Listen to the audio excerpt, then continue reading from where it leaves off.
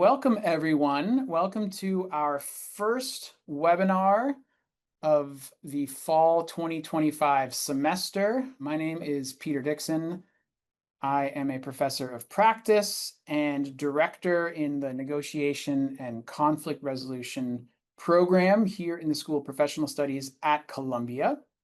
This is the first of a series of webinars that we will be hosting throughout the academic year, spotlighting the many different things that folks all around the world are doing with negotiation and conflict resolution across a diversity of professional fields, including with a number of our very own faculty and others from our community, such as the two folks who I will introduce in a second.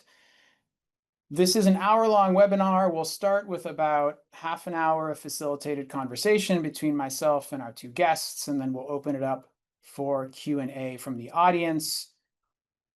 As you listen to the conversation, if questions do come up, you can use the Q&A function that you see on your screens to write down some questions. We will see those, and then during the Q&A, we'll moderate the discussion and ask your questions to the two panelists. So without further ado, let's get started with introductions. Again, my name is Peter Dixon. I'm the director of the Negotiation and Conflict Resolution Program, or NECR, as you're likely to hear if you are not currently from our program. And today, to launch our series on webinars, we have two of our current faculty and alums from the NECR program, both of whom I just learned graduated way back in 2013, who are going to tell us all about the many things they've been doing over the past 12 years with negotiation and conflict resolution. First, to my left is Nicholas Katsimpras, and to my right, Rodney Erb. Nicholas is a conflict analyst and strategy consultant working on conflict resolution and conflict analysis with clients all around the world. He is also a lecturer here in the negotiation and conflict resolution program and teaches a fascinating course where he does a deep dive into open source, what he calls open source technology and open source information, which is essentially all the data information you can find online that is open source that helps you conduct conflict analysis, as well as the use of artificial intelligence and especially generative AI when it comes to conflict analysis. And Rodney is the VP of Clinical Data Integration and Analytics at the Audit Group, or TAG, where he focuses on reducing healthcare costs and aligning clinicians and administrators through transparency and data-driven solutions. So often what we do in these webinars is I'll give the floor to the speaker and we'll have some slides and a presentation, but actually today's gonna be a little different, which I'm excited about. It's gonna be more of a conversation facilitated by me with our two guests, really to learn about their careers over the last decade and a half plus, and how they have used negotiation and conflict resolution skills to build those careers and how they're using those skills today. So let me start it off with just a question to get the conversation going. I'll give the first question to Nicholas, and then to Rodney afterwards. Nicholas, just tell us a bit about what you're doing now, and in 5 minutes or less, what your 13 or so years of professional work have looked like since graduating from our program way back in 2013. Okay, great. Thank you again. Thank you for the introduction. Great to see old friends again, and I'm looking forward to the discussion. It's been quite a winding road so far. First of all, I started as a Navy officer. That's the beginning. And the program itself has been a transformative experience to where I am right now. So let's start from now, and then we can go back and sort of, pick some of the most, I think, maybe interesting points that maybe we can discuss further later on. So right now, for the past mostly almost 10 years, my focus has been in developing teams that do conflict analysis for very specific clients around the world. And my focus might be a little bit more on the political side, international relations side, focusing mostly on the Middle East.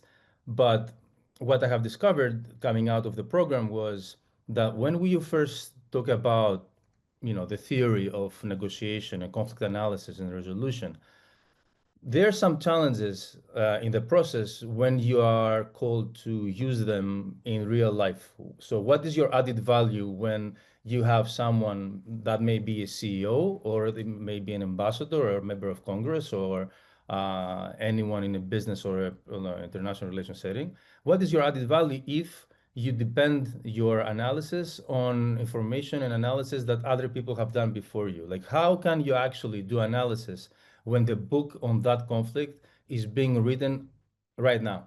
There is no historic account of what you're encountering. And that was back in 2014, 15, when I was working in DC mostly with the Greek American community, analyzing the lobbying wars in DC. That was my key problem. And that's when I first started diving into finding solutions for this. And I started developing the methodology of OSINT, open source intelligence, to analyze conflict that can entail a political aspect, but also a business aspect. So the idea of using open source intelligence to do due diligence, for example, before a negotiation, to prepare yourself before a meeting, to be able to uncover even the untold stories in a conflict that you're trying to monitor, and you will never actually have time with the stakeholders that you're trying to study. That methodology for me that has the most value for any practitioner is open source intelligence. So what I try to do, and for a long time I've been developing, is take all the very, very valuable fundamentals of the program to do narrative analysis, the understanding how we go from discovering the positions, going into the interests and the needs of the individuals that we are trying to analyze, but how can we use the data that exists abundantly online in order to be able to infer what we are looking for. And this is how all this journey has led me to the past like few years of essentially plugging in, developing teams who do this, but in a way that makes sense to Peter. Like my team working for Peter will have a very different deliverable from my team working for Rodney. And this customization is what we really need. So for example, I felt if I were to look back, my competitive advantage, for example, for what we do in my consulting versus some of the biggest consulting firms that do due diligence or political risk analysis or strategy is the obsession with the consumer, having this boutique approach of knowing, I know you, I'm not giving you the package of analysis that I have already developed for another company. I give you what makes sense to you. And AI has really transformed our ability to do this. So AI has created a lot of challenges, especially for anyone who is involved in this sphere, but at the same time, the opportunities are immense. I feel that the best thing about the program so far, the negotiation conflict resolution program, is it is an interdisciplinary program. It gives you this sense of creativity in trying to solve problems. So once AI came along that created this uncertainty, sort of the systems thinking of the NECR program at least helped me understand, okay, in this new system and how it's been disruptive, how can I use this as an opportunity to use it to my benefit instead of saying, oh, you know what, a deep research in ChatGPT can give a 20-page memo to my client that is 10 times better than what I can produce in 2 days. So I flipped this on its head. And right now we're focusing on, for example, using customized tools that we develop for our clients. And I think this will be like my closing, line about the program itself, that we are talking about negotiation and conflict resolution, but at the end of the day, the interdisciplinary creative footprint of the program creates entrepreneurs in the mindset of trying to understand every single problem that we try to analyze, may that be a proper conflict or a business, situation or an investment opportunity. We need to have this creative mindset, be at ease with uncertainty, and adjust to the situation. So we are pretty much very well equipped compared to traditional programs who are more setting the boundaries, like law firms or even the medical field or international relations proper. Like what used to be our sort of maybe, like uncomfortable zone in the past. People were, concerned of what do I do with this degree? Right now, this creativity, everyone is dealing with uncertainty. So this level of creativity is our asset. Thanks so much, Nicholas. And I'm glad you brought in the lens of entrepreneurship, which in fact is the title of this webinar. So I'm going to come back to that particular theme and sort of unpack that word creativity that you brought in, which I think is really interesting. Let me turn it over to Rodney. Rodney, similar to Nicholas, tell us about what you're doing now, and in 5 minutes or less, how you got there. Thanks for having me. It's wonderful to see everybody again. So similar to Nicholas, there's an arc that occurs when you finish up this program. For myself, I started off as a registered nurse years ago.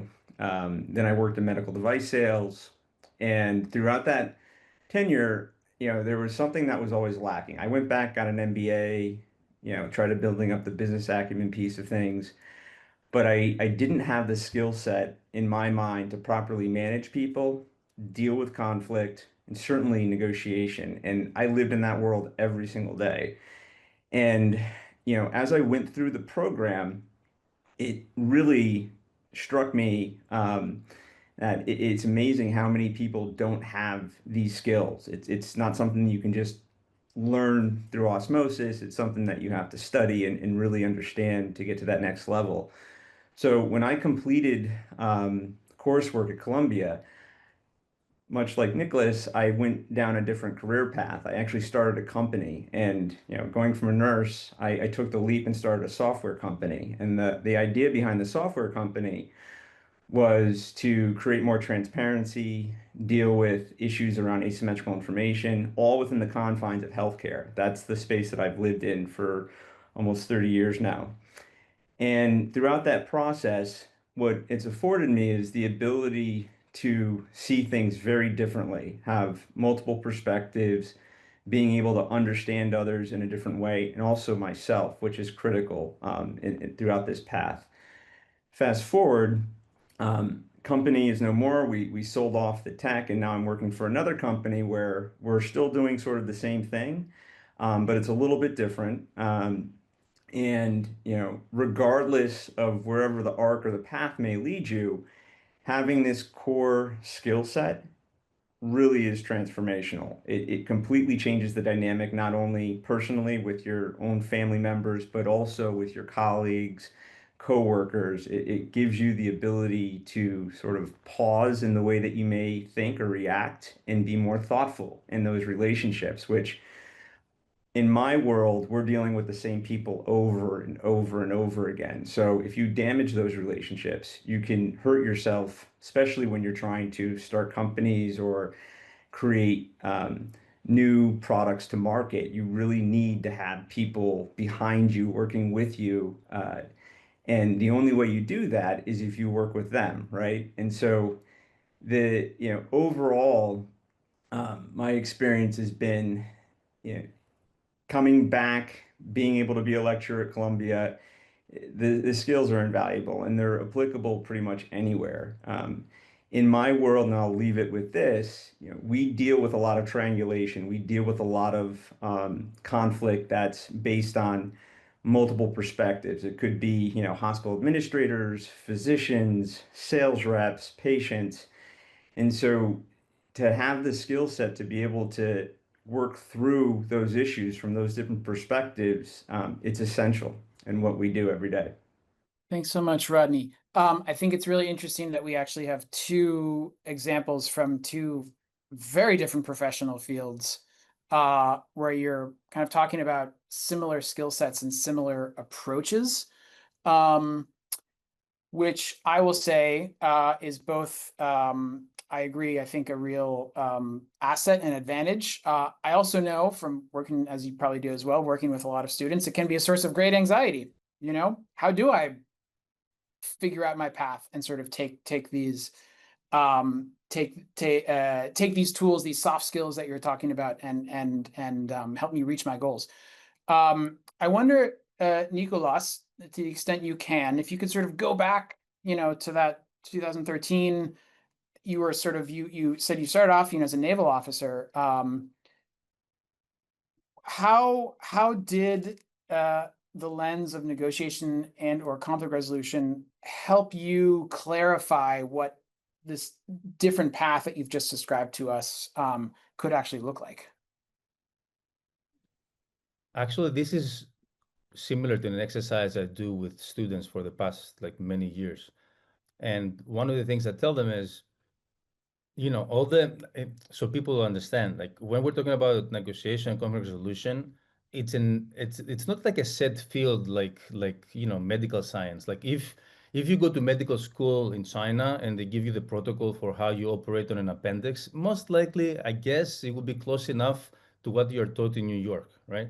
But when it comes to our stuff, it's totally different. So just to align everyone's expectation of even understanding what we're talking about, our program has a very specific combination, which for me personally has been transformative, personally and professionally. And that combination is the reflective part, my relationship with conflict, the interpersonal part, the social dynamics, the social ecology part, the soft stuff that used to be neglected in the past, but now, especially with AI, we're revisiting them and reappreciating them again. It's actually what Rodney was saying about how people, cooperate with each other or have conflict with each other in a productive way. But there's another part that you don't usually find, which is the systems thinking part. And systems thinking in combination with the humanities part is transformative. It is a framework to, instead of being lost in space of just the theory, you can structure it. So for me, the systems thinking, understanding like complex problems, and then understanding the soft stuff that compose the dynamics that drive them, that was one of the ways that I started even thinking of my issues in the beginning professionally. Meaning, and this is what I'm telling students, that let's not look at negotiation and conflict resolution, that's the title of the program, and be anchored, being limited by it. At the end of the day, we are experts in understanding complex problems involving human beings. That's it. And after that, we are experts in the systems aspect of it, meaning we can strategize, we can find solutions to those problems. Yeah. And if we understand that this is the superarching field that we are in, then we can translate our added value to whoever we are trying to connect with professionally. Otherwise, if we just remain in the terminology of negotiation and conflict and resolution, those are very niche terms and niche fields. So essentially, I did the same thing that I've been doing with my students. I'm like, let me do a systems analysis of me as a system, the different fields that I'm interested in as a system, and identify overlaps. The overlaps give you the actionable part. And then let me try out of these 3, 4 overlaps that I identified, and I can give specific examples. How can I be more of valuable for them? How can I, elevate my value in this specific overlap? Not being lost in space about just what I like, but focusing on tangible overlaps. So, for example, in the beginning, okay, I have a military background. I was more, up to speed with the international relations and political science stuff. But I was interested also to look and check my blind spots, more the business aspect of it. So apart from that, I started looking into opportunities into the conflict being managed in the workplace. That was a big thing also, 15 years ago, of managing conflict. Like at that point, arbitration was coming up even more. Mediation in the field was coming up even more. And I encountered with my research an opportunity in technology sector. So the technology sector back then, they had this emergent technology aspect of of how they organize themselves called DevOps, which is they had developers, they have operation people, but they couldn't work together. They were fighting. So they developed the concept of DevOps. So I'm like, you know what? This is totally what I'm doing. You guys are trying to come up with a chat room for your developers and your operation specialists to talk there, but you still fight in the spaces you create. Let me give you the humanities perspective, the conflict resolution perspective. And that went very, very well. I started giving, talks and conferences. I got the book deal. So at the early stages of my third career, essentially, because this is the third, chapter of my career, I was trying to cast a wide net, see what was creating more resonance, both as an opportunity, but also for me for satisfaction. And then eventually I made more educated decisions and I adjusted towards that makes sense for the long term. It's interesting. The chat room is sort of like the virtual version of the town hall. You can't expect that to resolve the underlying conflict. That's so interesting. I wanted to sort of dig in a little bit to a point you made about AI, right? You mentioned both that AI is transforming the way we can do conflict analysis. You also said AI is perhaps kind of refocusing our attention to the value of, you call sort of the human side or the soft skills of how people actually work together. And those are kind of in tension with each other, right? Because AI is both unlocking a lot of analytical potential. It's also perhaps, I don't know, maybe in some ways compromising or posing a risk to how people actually work together. How do you, how have you like concretely integrated AI into your work now? And how do you manage some of that risk or kind of keep that human element, those soft skills alive in what you're doing? When the AI, revolution, I would call it AI silent revolution. In what sense? The resistance is still immense, and maybe Rodney can talk about it a little bit more, how much there's resistance to any kind of change, which is part of what we do as well, managing resistance in social groups when you try to implement a change. But the resistance was immense, and especially in traditional environments, they couldn't understand how this would benefit them and how, at the same time, the current systems of analysis are becoming obsolete, like by the day, by the minute. So my first challenge was to understand how we can integrate it in a way that people are not really replaced, but their productivity is propelled forward. So what we started doing is we realized that there are AIs out there. For example, Lovable is like we've been using Lovable for quite a while. Lovable is one of those AIs that instead of us creating just a report and giving a report that's 10 pages, we can use AI to create a product that really tells the story we're trying to tell in the report in an interactive way. So we did that. The most basic thing is instead of giving someone a report, I create a website with an interactive chart that tells a story I'm trying to tell them. And I think that's something that would like to be heard. I actually included this the past many years in my class, which is, okay, we talk about analysis, we talk about, all the jargon we're using. At the end of the day, we are storytellers.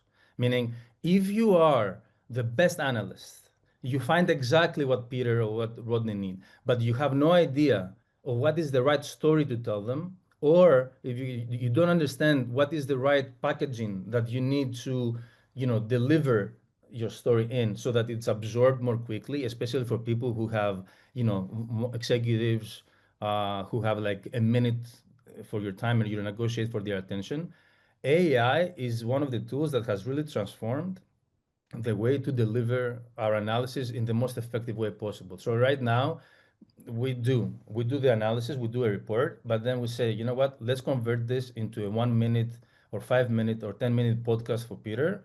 Then let's do an interactive chart for Rodney, because I know Peter wants to listen while he's running. I know Rodney is visual, so he wants to see how we do the infographic and how the analysis is very visual. And then we continue the more traditional, like long form for someone else. So that is the huge thing that has really helped us in a way that it was impossible before. Before I needed a graphic designer, I needed like someone who's great in HTML and Java. I was able to transform my analytical products in multiple products, visual, audio, visual, without needing anyone else. That is the first thing. And the second thing that has really helped us is that we have something we call SOPs, meaning it's a standard operating procedure. So every single day, if I'm want to be an expert analyzing any situation, let's not just talk about the conflict analysis. Let's say I'm interested in investing in a business. Okay, every day for the next 2 weeks, 1 month, I need to have procedures.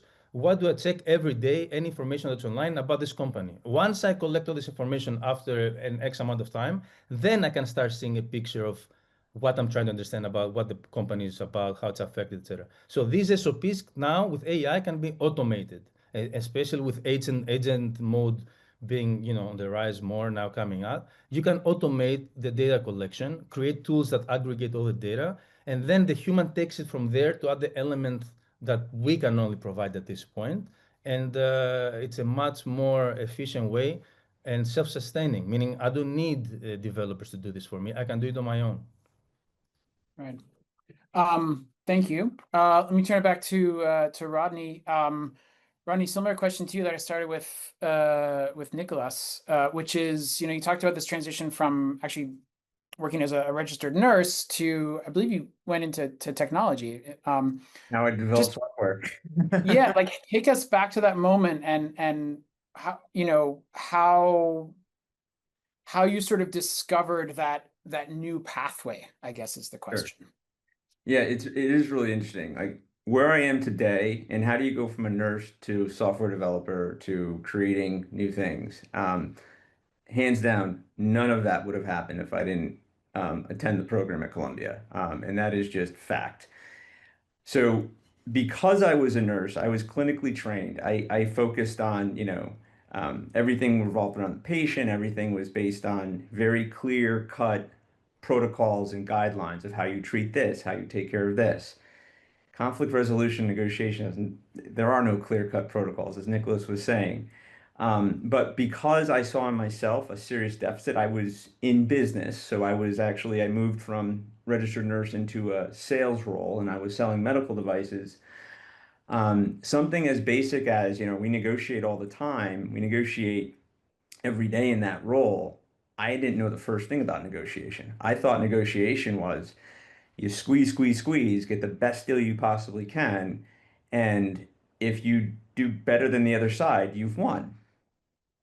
Within the first semester of attending the Columbia program, I realized I spent an entire decade doing the opposite of what I should have been doing, which is relationship building, which is understanding, seek to understand before you're understood, understanding the role of bias, understanding heuristics, all these, terms that really just started marinating in my brain. I'm like, wow, okay, I'm doing this wrong, I'm doing that wrong.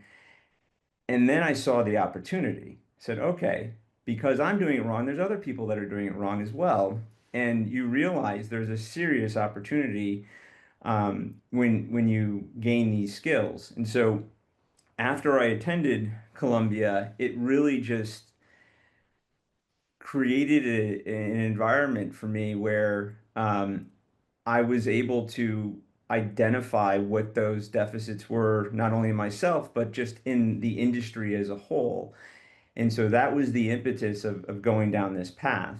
And fast forward again to today, it's, the basics are there. Negotiation is really about preparation and planning. It's about understanding, how do you approach a given conflict or situation, how others do it, and, bringing it all together so you can be successful. It's not about winning, it's about working with others so that everybody can do well and be in a good spot. And then how has software in this case or technology enhanced your work in that capacity? Like how have you harnessed that potential to build on those soft skills? Yeah, it's interesting. When we talk specifically about AI, we use AI every single day.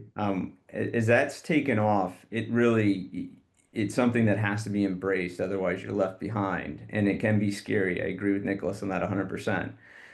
For me, the one critical thing that I realize, and as we continue to use this technology and as it evolves, is that there's certain things that AI is really, really good at. AI is great at taking very clean data and helping develop a story. It's really good at managing big data sets and seeing nuance that you may not have seen before when you're dealing with a lot of different moving parts. But it's also not very good at certain nuance. It's not good at bias. It's not good at building trust. It's all based upon what you put into the system is sort of what you're going to get out of it. And so, as a practitioner, you can use AI in the wrong way and get a really bad result. So you do still need to have the skill set and understanding of whatever your professional role is. How do you harness that technology? And to what Nicholas said, how do you tell stories with it? So we spend a lot of time now with big data sets, and we cleanse the data, but then we spend the rest of the time really trying to figure out what's the story that we're trying to tell. How do we move the ball forward? How do we pull levers? Those kinds of things, utilizing this incredible technology, but at the same time balancing it with you know still having a creative mind, seeing things a little bit differently so that you can really work with it and enhance the outcome. Thank you. We'd just like to remind those in our audience, if you do have questions, please get those down in the Q&A chat. In a few minutes, we'll turn to more of an open Q&A. Just wanted to end maybe with one last question for both of you, which is, to the extent you can share any sort of concrete examples from your work, it would be really interesting to hear if there are particular stories that you've been able to tell in ways that a negotiation and conflict resolution lens has kind of facilitated that story or helped you figure that story out. To the extent you can, I know you work with clients and there's confidentiality, but to the extent you can share, I would just invite you to maybe give us an example of some of this sort of storytelling, which, as you know, is a big part of what we study and unpack in this program. I have a story like today from Yeah, today. sure. So one of the challenges that I often face is when when scaling something, meaning let's say that there is a department and I'm contracted by the specific department and we create a small analysis team for them. And then another department sees it in like maybe in Europe, and the first one might be in the US. And then we build another one there, an analysis.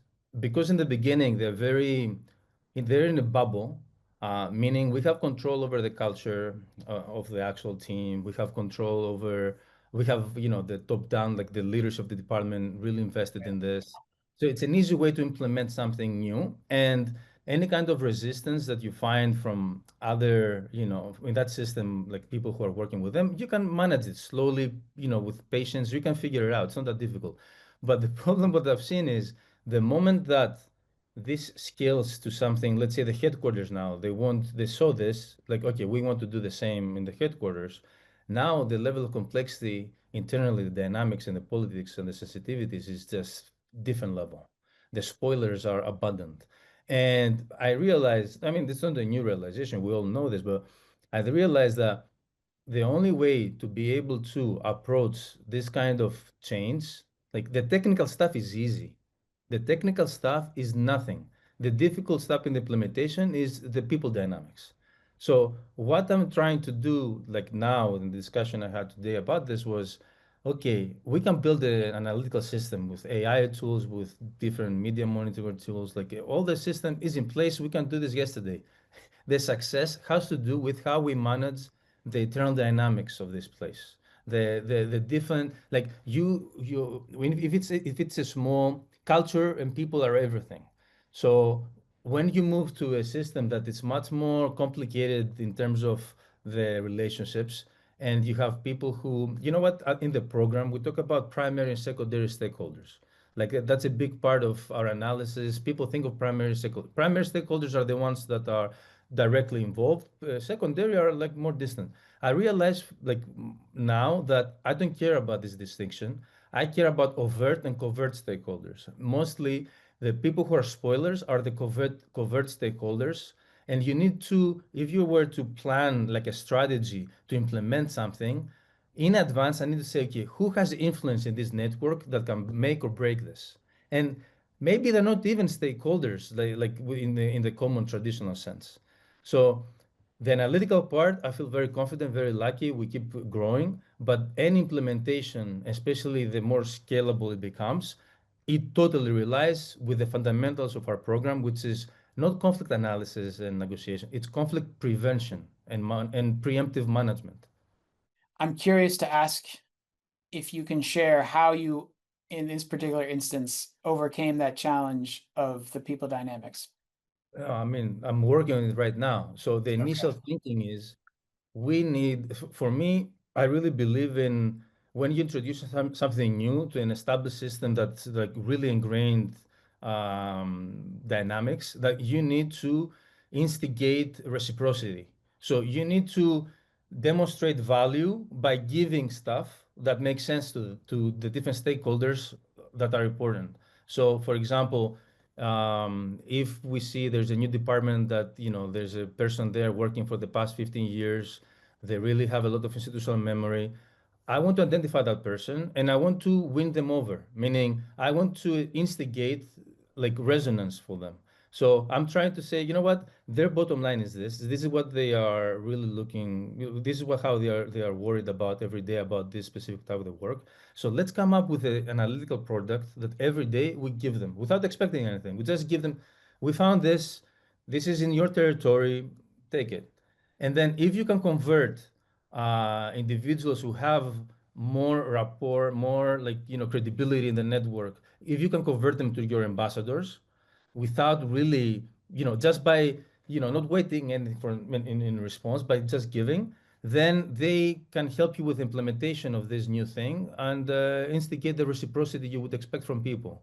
So that is the current, thinking right now of trying to do like a landscape analysis of the different individuals, identify the covert, influencers in that system, try to see what will trigger them, what they would appreciate, and try to preemptively provide value to them so that they can actually see what we're trying to do without us having to, sell what we do. We just give them. This is it. Thank you. Rodney, I'll turn it back over to you for a last word before we open up to Q&A. Any sort of examples of stories that you've told that have worked or reflections related to what we've been talking about thus far? Yeah, I mean, in my world, there's a lot of paradox from the mindset that, or from the sense that, you could go down a certain path and expect a certain outcome, and the opposite happens. So in my world, just a quick example, when we talk about negotiation, it's about preparation, uncovering alternatives in that preparation. In healthcare, however, when supply chain administrators are trying to get a good deal from vendors or companies, they tend to compare that company against itself, which is a big problem. And so, in an environment where there's limited transparency to really understanding the cost, because there's so many different moving parts, and then you're only comparing a company against itself, you leave a lot on the table. So, through our storytelling, we bring in a lot of the education from the program and incorporate that and explain just basic, 101 negotiation is about not only comparing the company against itself, but against other companies so that you truly identify alternatives. The other critical piece to this is, an alternative doesn't exist if you're not willing to use it, which is another issue. People leverage certain alternatives in their mind thinking, oh, well, I've got it as a backup. But if you have no intent on using it, that's not really an alternative. And so that becomes critical. And then finally, I think one thing that's always stuck in my head, especially because of, everything I do is still from a sales orientation as well. It's any relationship I go into, I'm constantly just in my mind utilizing the dual concern model with just the basic understanding of, do I care about the relationship more or do I care about the outcome more? And then how does that come together? And I think that's really benefited me tremendously throughout the years because it really forces you to sort of take a pause and prioritize and balance relationship versus outcome. I was just talking about the dual concern model in my office hours this morning, which brings me to another question, although I won't ask it. Maybe we'll get to it, which is, how you sort of translate the jargon you get in the academic program into the real world. I'll put that on the table. We'll come back to it. Let me open it up to some Q&A. So I'm just going to look through the questions here and and read them out. And as I do this, if you in the audience, if you have questions, please go ahead and get them into the chat. Okay. This is interesting. It's a good question. Actually, we sort of asked this during our recent new student orientation. And I'll just put this out there, and either one of you, if you feel like responding, go for it. If you had to do your degree again, what would you do differently? Honestly, I wouldn't change a thing because even the mistakes that I've done, I'm grateful from the lessons I learned. And that sounds like it's easy thing to say, I know, but I really believe it. So yeah, I wouldn't have anything to say that, is meaningful for this. Thanks. Rodney, feel free to jump in or Yeah, pass. no, I sort of I feel the same way. I feel like it was, such a great experience from my perspective that I can't imagine a different pathway from where I've been. All right, here's an interesting question. This is important. It's about motivation. What was your motivation in the beginning that got you moving forward in your career? And if that motivation has changed and developed over time, how, or has it remained the same? So sort of what is the kind of the engine or the drive for you professionally? For me, the big motivation for me was looking at the deficits and the challenges that I had in my own personal life as well as professional life. Mm, And that's what drew me to the program out of the gate. And I think, maintaining, that level of motivation, it sort of, I think, it gets ingrained in you that you have to be reflective. You reflect on action so you can reflect in action, those kinds of things. And um, for me, it's really maintaining a level of perspective, understanding how bias can really create some bad dynamics if you don't understand it. And so it's just constantly trying to do better, help others around me, and educate.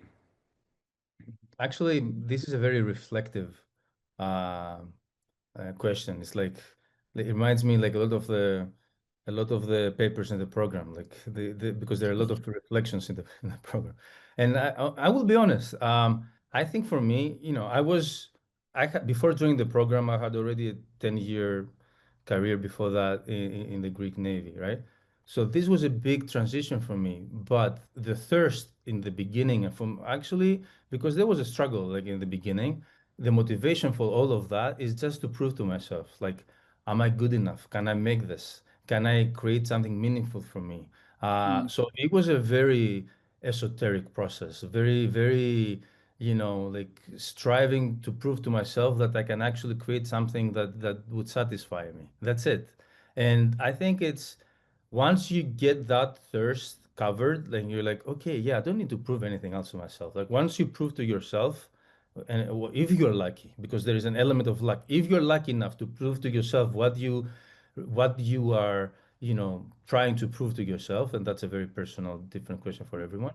Then after that, at least for me, is I'm just seeking purpose. If I don't believe in what I'm doing right now, I'm not pursuing it. I don't care about the compensation aspect of it. I don't care if I'm not inspired by the mission, by the project, by the team, by what I'm actually doing, I don't care. I want to enjoy life, and the people I'm working with are part of it. So that's mm, why I like this challenge of creating new teams, because I'm inspired by the people that I find that I put them, they become my tribe. We become a mm, tribe. So I like mm. building tribes now. Thank you. I really appreciate those answers. Here is one sort of more on the in the vein of advice. So it reads, I'm curious, since we are only at the beginning of the AI evolution or revolution, how would you advise students and practitioners to proactively embrace AI tools? Not as a threat to an individual's unique expertise, but as a means to upskill, surface cognitive biases, and enhance self-awareness, all skills that our program, the NECR program, looks to develop. So again, summary, what advice would you give to someone sort of starting out, maybe in their professional career, or maybe in their, exploration of AI, how to embrace this technology? Actually, we had this discussion recently, the two of us. Very good. Uh, yeah, and that's why it's become such a integral part of my class as well. There are fields out there that AI is okay, not as disruptive, meaning if you're a chef, you're good, don't worry about it. If you're a plumber, this is your golden era. But if you are in the general fields that we are, in my opinion is either you will be replaced by AI or you could become a hybrid with AI propelling you to like propelling your productivity and efficiency like to a different sphere that you could imagine ever before. So I, over the summer, for example, had a couple of, few students in Greece, always they say, I just graduated, can we have a discussion? And I asked them, tell me about, you're doing analysis for international relations, geopolitics, all that nice stuff. Okay. Tell me about your skill set in your data collection and using AI tools. And to my surprise, even very, very, like people in their 20s, they were like, they weren't up to speed with this.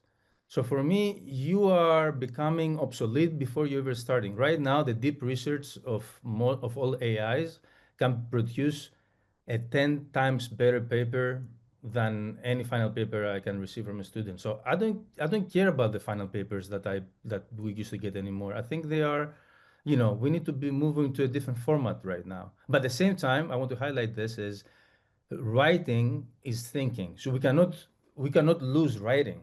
Like if we lose writing, we lose thinking. Like I have become a better thinker because I have become a better writer. So I'm not advocating for that. So for me, this is the what is the scary balance between we cannot stop writing, but at the same time, our added value is not writing. It's the same thing like back in the day, we used to be in a good shape because we would herd sheep and chase cows and whatever.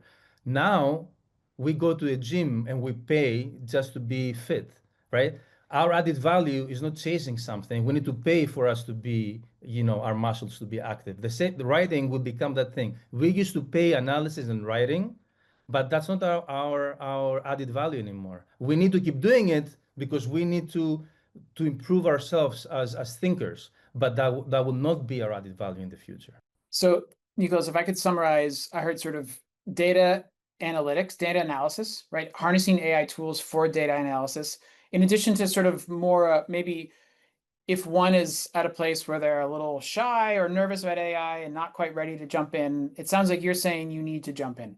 Yesterday, there's no it's moving at such a fast pace that it shouldn't be it should be it is what it is, it's happening, so either be excited about it or you risk being obsolete in a marketplace that people will be fired.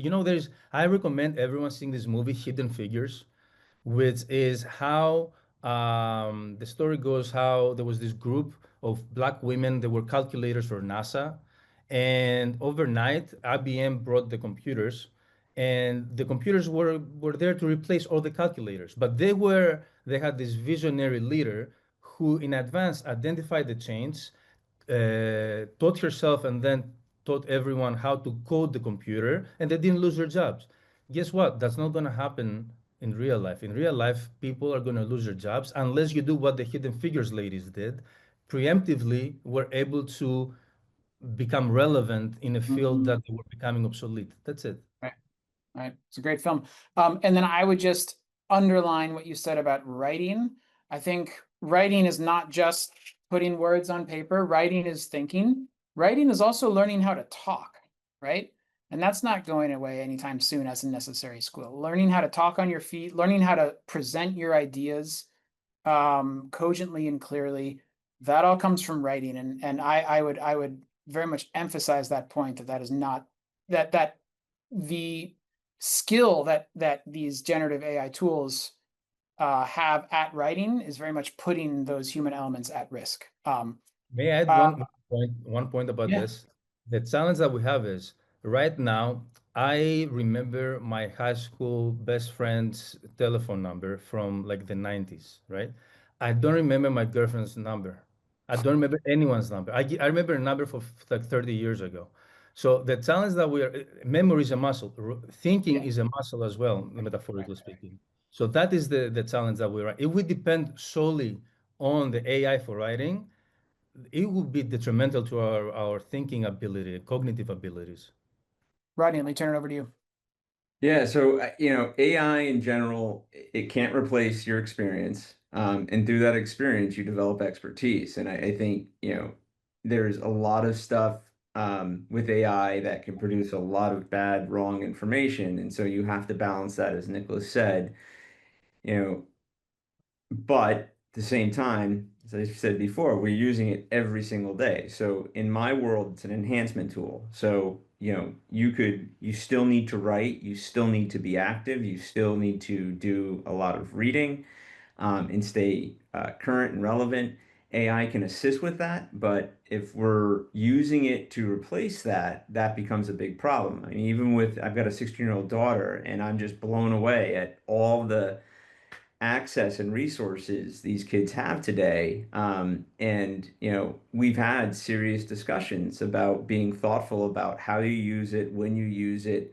And, there's no turning back. But as long as, especially in this field, as a practitioner, if it's being used to enhance and to create more and develop more, all for it. But if it becomes a tool that makes us more ignorant and we're just looking for shortcuts and short answers and wins, then that is going to be a big problem. I have a 3-year-old son, so I could only imagine what the world is going to be like when he's getting into the job market. Own robot.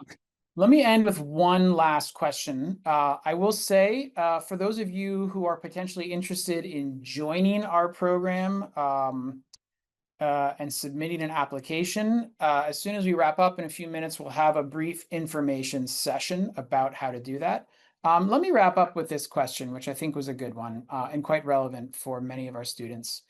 What are some key tips for someone embarking on a transformative professional journey, especially when transitioning into a new field? I'm particularly interested in how to effectively build a professional network from scratch in an unfamiliar industry. Your thoughts on that? We can start off with that one. I think paramount to that, be passionate. Whatever you're doing, wherever you're going, be passionate and have a purpose for why you're doing it. If you're passionate about making money, well, balance that. But you really have to have drive that allows you to, create a mark on the world where you're doing something that enhances other people around you. I mean, that's probably one of the key things where I've tried to really focus my mindset over the last decade is if I'm not passionate about it and it's not going to help others, then it's probably not for me. Nicholas, any last thoughts on that?